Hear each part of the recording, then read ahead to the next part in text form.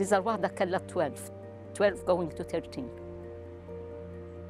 U jiġifieri batiet ftit biex weldet.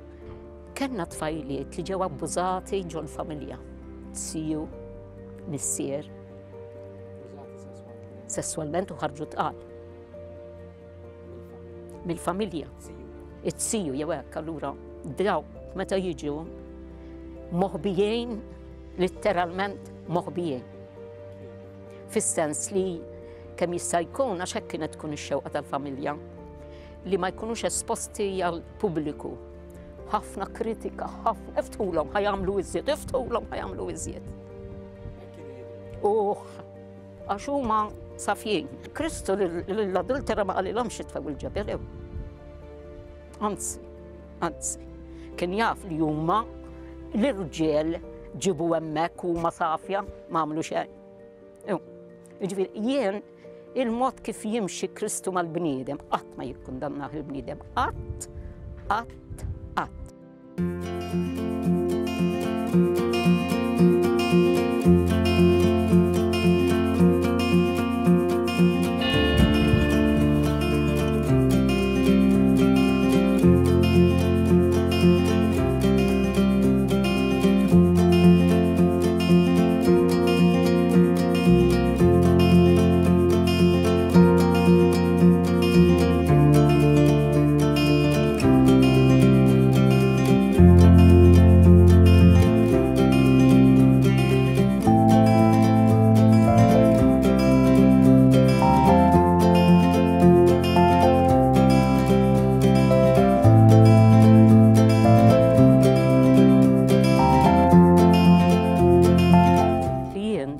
Giuseppe De Bono kienet fil-ġins tiegħi.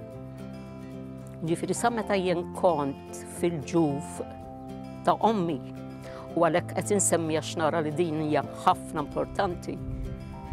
Jien f'qalbi kienet qed tintiseġ imħabba partikolari li mħabba lill-oħrajn. Għax ġol-familja tiegħi jien ma rajtx ħlief imħabba diżinteressata għall-ieħor li hu fil-bżonn.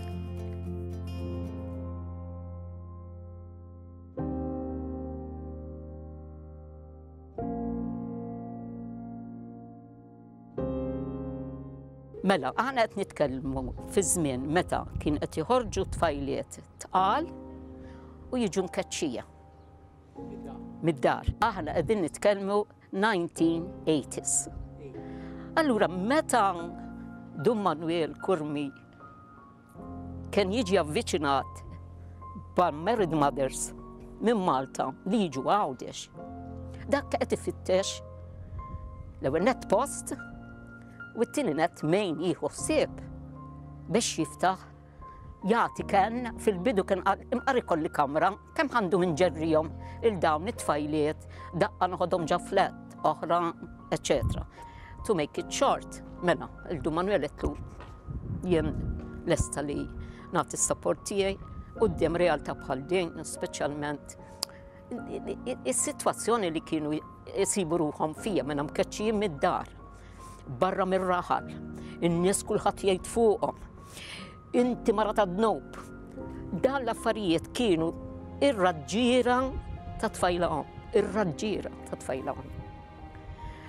Allura, fit-8 ta' Diċembru 1985 infetħet din id-dar.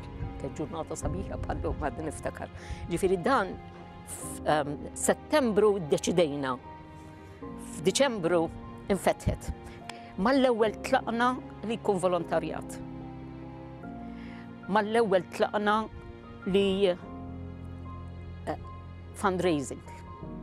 Right, jiġifieri prinċipju ieħor kien jiena lija dan kien ħafna importanti. B'xejn ħadtu, b'xejn għatu. Jiġifieri irċivejt tant m'għandix nagħti give back għal dak li rċevejt, tant imħabba tant għajnuna. Kienu jiġu tfajliet li ħanibda fil-bidu għax imbagħad wara bdew ġejjin l-universitarji. Ġifieri tfajliet li jaħdmu. Allura mbagħad trid titlaq mill-post tax-xogħol. Konna naraw jekk fejn taħdem għandhom xi branċaw tistax taħdem hawn ħalli ma titlifx ix-xogħol. Jiġifieri. Kien hemm tfajliet li kienu jkunu jaħdmu Malta, ma mbagħad kien ikollhom iħallu l-post tax-xogħol u naraw insibulhomx mezz kif x'injiġu anki jaħdmu. Kien hemm aħna ntlaħqu ħafna teenage mothers, pereżempju għadhom jistudjaw, jiġu għaw, mbagħad jew insimulhom private tuition, jew niftehmu fl-aħħar imbagħad dungeon. Qegħdin nitkellmu minn late minn 90s imbagħad li anki it-teacher tiffollowjahom mill-iskola jekk ikunu għawċejn, eċċetera. Kellna anki nies f'pożizzjoni li t-tifla tagħhom ħarġet ilha, allura imħabba in-nies, il-sen in-nies u l-pożizzjoni tagħhom fis-soċjetà, allura it-tifla ġiet għaw. Mhux ikeċċuha issa, ishom iġaluha tifhem li huwa importanti li imħabba il-background tal-familja jiġu għaw. They didn't opt for something else, but they respected life. Jiġifieri ifennaf setgħu għamlu abort, setgħu marru barra u għamlu abort, mhux hekk u m'għamlux għaliex. Kellhom reverenza kbira lejn il-ħajja, imma mbagħad kienet toħroġ problema oħra. Issa l-baby. Speċjalment dan kien jiġri meta kien ikun hemm relazzjoni ma' xi ħadd barrani. Jew ta' karnaġġjon differenti minna sa jiġri. Jiġifieri aħna mixjejn maż-snejn meta dawn kienu jkunu rari Malta għawdex li tara l xi ħadd ġej mill-Afrika jew tara lil xi ħadd. Allura din kienet tkun issue oħra. Allura sa jiġri. Mela, mhix ħadd jieħdu d-dar il-baby x'in jitwieled. Mela rridu nsibu fostering. Għaliex imħabba l-pożizzjoni tal-familja. Allura rridu nsibu fostering. U forsi mbagħad anke wara l-fostering jiddeċidu għall-adoption. Allura bdejna żewġ ministries differenti. U hawnhekk imbagħad nidħlu li niffurmaw gruppi u nitrenjawhom ġorrolem, nitrenjawhom biex jistgħu jiffosterjaw it-tfal. Imbagħad il-proċess tal-adoption, ġifieri dan daħal aħna mixjin step by step mal anki l-istess problema li kien ikollhom kull każ uniku għalih. Ngħidlek stejjer pereżempju ta' tfal li ġew adottati. Illum għandhom 37 sena. 36 sena. Li ġew adottati kellhom ċans imbagħad jiltaqgħu man-natural birth mother. U hemm relazzjoni sabiħa.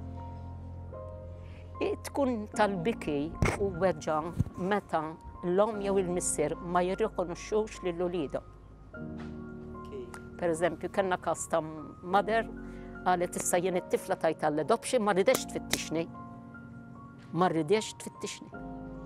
Għandi każ ieħor li dawn il-missier u l-om assolutament ma rridux jafu bit-tifla. Ġitaw kienet damet 6 xhur. Qatt ma ġew jarawha. Qatt. Insertat kellha relative minn għawdex u kienu jiġu jarawha huma kultant. Allura tista' timmaġina il-qalb ta' din l-om, it-tarbija ta' ġo fija x'qed tixrob, qed tifhem inti jirrifjutawk. Imbagħad isma' din. X'in kienet l-ispar ħatwellet? ċempilnielhom. Ednielhom ħatwellet. Jiġu dan. Dan missier li propju ma rridx jaf bih il-każ. Jibda jibki kemm jiflaħ x'in jara t-tarbija u jgħid tara jien dan lil min ridt li jinqatel. U kien stess kien jgħidilna. Kien jgħid dan it-tifel kien is-saħħa ta' ħajti.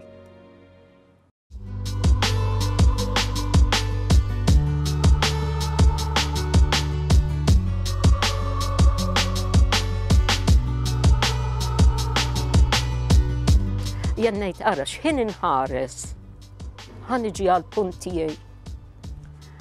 Għalfejn jien l-abort ma nikkonsidrax. Għax x'in inħares l-istorja tiegħi. Ngħid issa, immaġina, jien ommi abortiet. Din l-istorja li kienet sa minn qabel fil-pjan ma kienx isseħħ. L-umanità tkun tilfet xi ħaġa. Għax ħadd ma jiġi fid-dinja mingħajr skop. Kellna każ kien pietus immens, tnejn dawn żgow, tnejn. Mela dejn ċemplilna tfajla din kienet taħdem, kellna relazzjoni barra żwieġ, u ħarġet ilha. Din omma riedita at all cost li tagħmel l-abort, at all cost. U ġiet hawn qed isma' tikkonfondi xejn, ejja taw. Wellet it-tarbija, insibulek il xi ħadd jagħmel fostering, imbagħad iddeċiedi tagħmel. U ftemna ħaditha l-Ingilterra u ħarbitilha. Reġgħet tellata għal xi okkażjoni ta' ma nafx. Insomma ġiba minn hawn minn hemm ġalli ta' tagħmel l-abort. U dejn on the date iċċempel dejjem. On the date. B'qalb miġuna.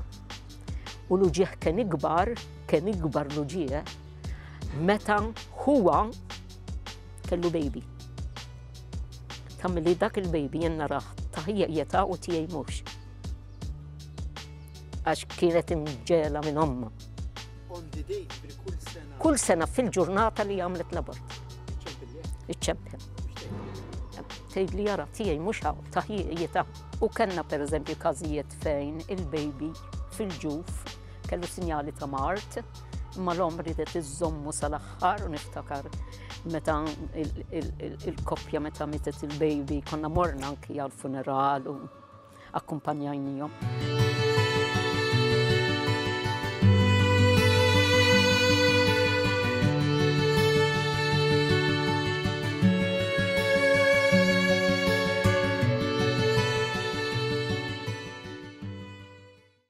Fit-2020 ħriġt ilha bi Francesco wara 6 snin u ġifieri tqala bdejnija normali bħal pregnancies oħra. Wasal it-20 weeks ta' tqala u kellna nagħmlu anomaly test biex iċċekkjaw l-organs tal-baby. Niftakar konna tħallna ġal-klinik ferħanejn. Ħriġna minn hemm nikbu. Waqt li insomma kien qed jagħmel it-testijiet, ir-riżulta li l-baby għandu abnormalities fil-heart, severe abnormalities fil-heart. U dakinhar stess kien qalilna, il-professor qalilna li jista' jkun li l-baby ma mhux ħajkollu ħajja. Li nista' nitilfu matul li tqala, jew ma li jitwielet imut. Għax jinqata' minn mal-placenta ma jkunx jista' il-ħart ma tgħinux jiffunzjona. Kienu jgħidu li tant darba kitib li lista il-professur ta' affarijiet li għandu fil-qalb. U kien ngħid impossibbli. Laqas kien hemm ċans li jiġi operat li tant kemm kellu affarijiet fil-qalb. Bqajna dejjem għaddejjin, ġifieri jitqala waslet sal-aħħar, bil-għajnuna fis-sens professjonisti jiggwidawna u aħna immexxu magħhom. Imma kellej lil Francesco jiena tajtu kint naf li hu boj u kont naf ukoll ħansemmuh Francesco. Kont imur ħafna fejn il-Madonna ta' Pino li għalija dik kienet is-salvazzjoni tagħna. Devoti ħafna tagħha, mhux għax xi qaddis, imma f'mumenti bħal dawn l-ispiritualità tgħinek ħafna, il-fidi u l-perseveranza li inti tibqa' għaddejja kemm ma ssibx ir-refuġġju fl-ispiritualità jiena li għenna ħafna. U mbagħad wellittu normali. U bqajt Mater Dei, bqajna Mater Dei jiena r-raġel u Francesco kien miegħi, ġifieri laqas mar MPICU ma mar imkien dejjem ġifieri magħna.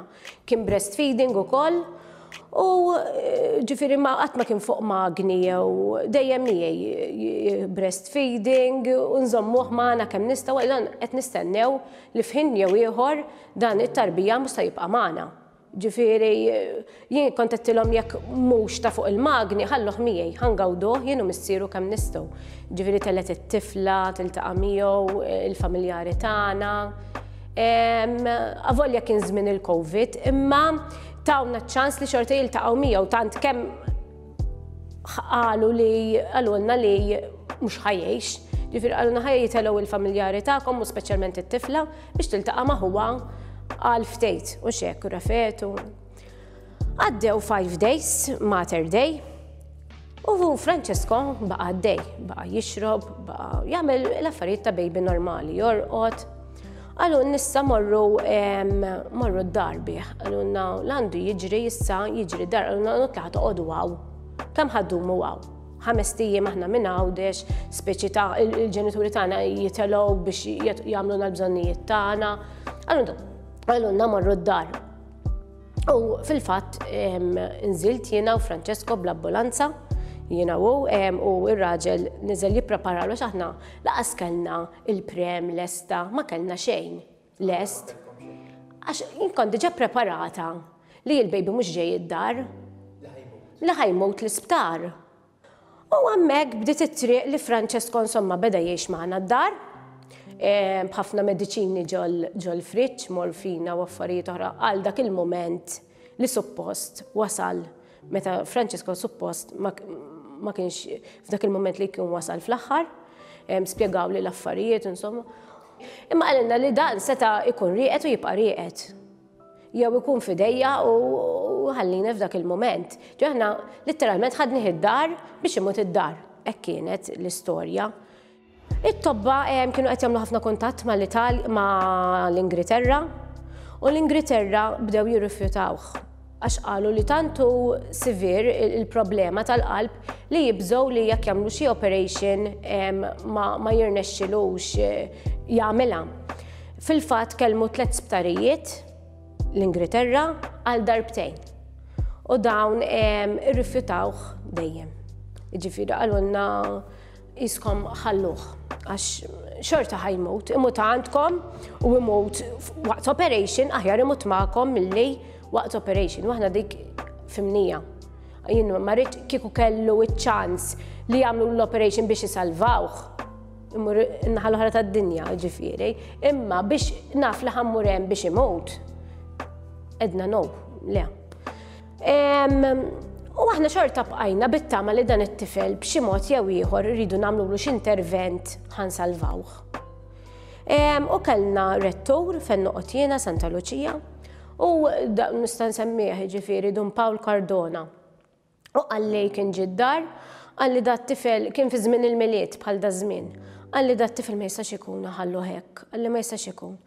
Għalli jiena għandi kuntatti ma' sptar Ruma tal-Vatikan, sptar tal-Vatikan Bambin Ġesu, għaxu kien għamel xi 30 sena jgħix Ruma jmexxi xi parroċċa. Għalli minn hawn jew minn hemm iridu nikkuntattjawhom, għalli ħaneħdu opinjoni oħra. Bdew il-kuntatti, nibatu l-iskens, insomma, minn hawn u minn hemm irnexxilna nibatu l-iskens u kollox Bambin Ġesu. Dawn ma li raw l-iskens ġimgħa wara għaluli itla, għaluli xit-tifel irridu narawh. Għaluli biex aħna nieħdu biex nkunu nafu istessi l-intervent irridu nagħmlu t-testijiet aħna fuqu. Tlajna jienu Francesco bl-air ambulance, wasalna l-Italja, jienu Francesco, sadan tant kien għadu għaddej, ġifiri kif kien ikun għaddej id-dar, ġifiri. U dawn xinrawh ġennu, għallu li dan ħajmut, tilhom ħajmut, tilhom dak ilu jgħix 5 xhur hekk miegħi id-dar magħna d-dar. Kien ilu 5 xhur għax twilet fawissu. Bħala baby normali. Ġifieri jubad beda jiekol ukoll, beda jiekol ikel tal-babies ukoll. Ġifieri sa dal 5 xhur. Għallu li t-tifel ħajsir l-intervent, għallu li t-tiġi tiffirma il-consent forms u l-affarijiet. U mort insomma għaw. għamlu li swab test niftakar, mort fis-6 ta' filgħodu, just kemm tajtu bewsa, rajtu sejjer għall-operation. U iffirmajt li kien hemm bżonn u għamilt dam 7 hours għax għamlu l żewġ operazzjonijiet f'waħda. U għal-grazzja tal-Alla ġejna lura. Tifelex u għex ġifiri bil-intervent li għamlulu, ġifiri fil-fat il-professura tal-Italja għalt li tajni il-ħajja. Għalt li literalment veru kan ħajmut. Għalt li kieku jisu dam iktar, għalt li veru kan ħajmut għandkom id-dar. Għalt li ma b'dawn l-interventi għal-grazzja tal-la taw il-ħajja. U l-lu maħares leħ u għaknejt fil-sens xinna raħ fuq tiegħu u hekk. Ngħid issa dan kieku fettilli għamilt abort. Ngħid kemm kieku dat tifel mhux hawn, kieku dan mhux ingawdih, mhux nieħu ħsiebu, mhux inħobbu, allura dak il-ħin tiġini dik il-forza li nafsu miegħi imbusu dik bi fuqu għax xi ħaġa li l-imħabba tal-omm lejn it-tfal tagħha hija indeskrivibbli. U hekk ngħid kemm hu sabiħ li kemm kienet xi ħaġa qlija li għalkemm ix-xjenza kienet tgħid li veru għandu dawk il-problemi u li veru kienu hemm, ġifieri ma qalu xejn ħażin għax veru kellu l-problemi u veru rid jagħmel l-interventi, imma kemm kienet xi ħaġa sabiħa li fdajt falla u bqajt għaddejja. Ara, jekk ngħid kieku reġgħet għandi dit-tarbija narġa' ngħaddi l-istess magħha, l-istess milli għamilt, ġifieri tlajt, mhux għax tlajt waħdi, imma sodisfazzjon li rġajt tajtu l-ħajja, kien ħajmut u xaqalu li tlabih, tlajt, stajt, anke kif qalu li immur ma nafx fejn ukoll kont ħammur. Ġifieri l-imħabba tal-omm iġġalek tagħmel affarijiet, tagħmel kollox għallu li jidek u tagħmel kollox. Is-sena l-oħra f'Jannar ħriġt ilha bit-tielet tarbija. Għal-bidu kien xokk mhux għax ma rridtux, kien xokk għax minn dak li għaddejt bżajt, kien hemm il-biża' li l-affarijiet ħjerġgħu jmorru ħażin. U kbejt u kelli biża' li xi ħaġa ħaterġa' tmur ħażin. Għaddejja żmien ta' 17 weeks għamilt scans, kien għadni mhux l-anomaly test, scans oħra normali. U min qed jagħmlilna l-scans beda jħares lejna għax kien jaf bl-istorja ta' Francesco, għax kien għamil l-anomaly test u wkoll, u beda jiċċessa lejna. U r-raġel beda jgħidlu xem, hemm xi qed tara xi ħaġa ħażina. Għallu Mark, għallu Iva, għallu għandkom, għallu il-baby mhux ħajjgħix di d-darba ta' veru. Għallu mhux għax hemm xi ħaġa fil-qalb, għallu imma hemm affarijiet gravi fir-ras. Niftakar qomt minn fuq il-couch, bdejt miexja ġal kurritur tal-isptar għax ma nafx qisu x'laqatni dak il-ħin. Bdejt ngħid imma jien veru qed nisma' dan li qed nisma'. Insomma, mbagħad ikkalmajna u għalli hemm problemi ħafna fir-ras, għalli dan probabbli ħatitilfu wkoll ma tqala. Għalli għax ma ħsibx li ħatwaslu. Problemi fir-ras li huma każ ta' abortion għax mingħajr xi ħaġa li kien hemm il-baby ma setax jiffunzjona. U rġajna bdejna l-istess vjaġġ ta' Francesco, b'mod differenti. Francesco fil-qalb u Kristjano fir-ras. Mxin kont immur konna nkunu tilejn minn għawdex ma' triq li raġel kont ngħidlu imma di bis-serjetà aħna qed nerġgħu nagħmlu l-istess affarijiet. Xin u għax iħobbni fis-sens għalli jien nappoġġjak f'kull deċiżjoni li tixtieq, jien dak il-ħin ħassejt għafsa ta' qalb. No way. Dan it-tifel ikun kif ikun, jitwielet mejjed, ma nafx ħajjiġri, ma dat tifel, ġimbat sirna nafu li hu tifel, dat tifel jien ħobbu kif ħabbejt il-Francesco u ħantih iċ-ċans jgħix kif tajt il-Francesco. Fil-fatt it-tifel twilet mad-9 xhur, kienet pjanata, kienet għala pjanata, għax ma stajniex ma nippjanawiex minħabba il-problemi li kieku setgħu inqalgħu li kieku ġiet fis-sens li tkun pjanata. Xin wellettu hekk għedtilhom imma kif għettuli, għalu li iwa, kif għednielek. U twilet ħaj, għalkemm is-severità tiegħu twilet ħaj. Twilet ħaj, dak kienu momenti twilet fis-6:30, niftakar ta' flaxija, kien l-4 tal-Madonna ta' Pino. Twilet ħaj u għamel sa'tejn, għamel sa' 8:30 ħaj. Ġifiri laqas ġifiri batni MPICU xejn għax laqas kien hemm il-bżonn, ġifiri aħna jienu missieru għadna miegħu ngawduh, ħadni l-ritratti, libbisnieh. Gawdejna dawk is-sa'tejn li kien magħna ġifiri u mhux biki, kien hemm ċertu paċi. Kien hemm qisu xi ħaġa, naqas iddiskrivija. Konna sereni, ġifri mhux biki hekk li ta' disprament, żammajnieh magħna, bisnieh, kull rokna ta' ġismu bisnija biex dawk il-memorju fis-sens dak kienu l-momenti tagħna miegħu. Ġifieri għalina xejn twilet hekk kienu momenti li jisu tagħna reward.